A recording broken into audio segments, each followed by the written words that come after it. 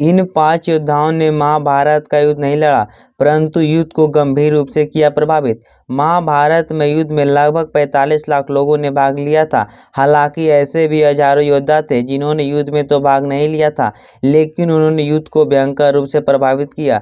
ऐसे ही 5 योद्धा थे जिन्होंने प्रत्यक्ष रूप से युद्ध नहीं लड़ा, लेकिन युद्ध को अपने तरीके से प्रभावित किया। नंबर 1, श्री कृष्ण। युद्ध में सभी हाथी और रथों के सारथियों में से बहुतों ने प्रत्यक्ष रूप से कभी युद्ध नहीं लड़ा। वे बस योद्धाओं के रथ या हाथी को चलाते रहे। उनमें से बहुतों तो पहले ही मारे जाते थे, जिनके स्थान पर दूसरे सारथी की नियुक्ति हो जाती थी। भगवान श्री कृष्ण अर्जुन के रथ के सारथी थे। कर्ण के सारथी शैल्य थे। शैल्य ने युद्ध में प्रत्यक्ष रूप से भूमिका निभाई, परंतु श्री कृष्ण ने युद्ध में कभी हथियार नहीं उठाया और ना ही उन्होंने किसी योद्धा का वध किया। फिर भी उन्होंने सबसे ज्यादा युद्ध को प्रभावित किया।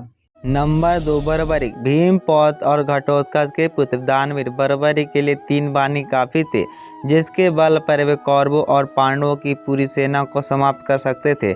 इसीलिए भगवान श्री कृष्ण ने दान में उसका शीश मांग लिया था। उसकी इच्छा थी कि वह महाभारत का युद्ध देखे, तो श्री कृष्ण ने उसको वरदान देकर उसका शीश एक जगह रखवा दिया, जहाँ से उसने महाभारत का संपूर्ण युद्ध देखा। कहते हैं कि जब वे कौरवों की सेना को देखते थे तो उधर तबाही मच जाती थी, और जब वे पांडवों की सेना की ओर देखते थे तो उधर की सेना का संहार होने लगता था। ऐसे में उनका शीश दूर पहाड़ी पर स्थापित कर दिया गया था। युद्ध की समाप्ति पर पांडवों में ही आपसी तनाव हुआ कि युद्ध में विजय का श्रेय किसको जाता है। इस पर कृष्ण ने उन्हें सुझाव दिया कि बर्बरिक का शीश संपूर्ण युद्ध का साक्षी है, अतः उससे बेहतर निर्णायक भला कौन हो सकता है। इस पर बर्बरिक की शीश ने उत्तर दिया कि उन्हें तो युद्ध भूमि में चारों ओर सिर्फ श्री कृष्ण का सुदर्शन चक्र घूमता हुआ दिखाई दे रहा था, जो कि शत्रु सेना को काट रहा था। महाकाली दुर्गा कृष्ण के आदेश पर शत्रु सेना के रक्त से भरे प्यालों का सेवन कर रही थी। नंबर 3, इंद्र। जब इंद्र को पता चला कि उनके पुत्र अर्जुन को कर्ण से बहुत बड़ा खतरा है, तो वे श्री कृष्ण के पास पहुँचे। श्री कृष्ण उनको सलाह दी कि कर्ण बहुत ही बड़ा दानवीर है। आप उसके दान देने के समय पर ब्राह्मण के वेश में पहुंचकर उससे दान लेने का संकल्प कराने के बाद उससे कवच और कुंडल मांग ले।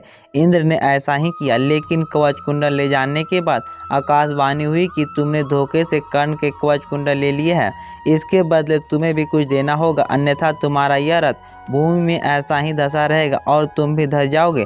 तब इंद्र ने वापस लौटकर कर्ण को अपना अमोघ अस्त्र देकर कहा कि इसे जिस पर भी चलाओगे वह निश्चित ही मारा जाएगा। यह अचूक है, लेकिन इसका उपयोग एक बार ही कर सकते हो। कर्ण उस अस्त्र से अर्जुन को मारना चाहता था, लेकिन दुर्योधन और कृष्ण के कहने पर उसे मजबूरन यह अस्त्र घटोत्कच पर चलाना पड़ा। नंबर 4, हनुमान जी। भीम और हनुमान जी दोनों ही पवन पुत्र माने जाते हैं। भीम ने हनुमान जी की पूंछ उठाने का साहस किया था, लेकिन उनको क्षमा मांगनी पड़ी थी। दूसरा, हनुमान जी ने अर्जुन का भी घमंड चूर कर दिया था। बाद में श्री कृष्ण की उक्ति के अनुसार हनुमान जी से पांडवों ने जीत का आश्वासन ले लिया था। इसी के चलते वे युद्ध में अर्जुन के रथ के ऊपर ध्वज में विराजमान हो गए थे। हनुमान जी की शक्ति के चलते श्री कृष्ण का रथ युद्ध भूमि में टिका रहा और अप्रत्यक्ष रूप से अर्जुन की सहायता की थी।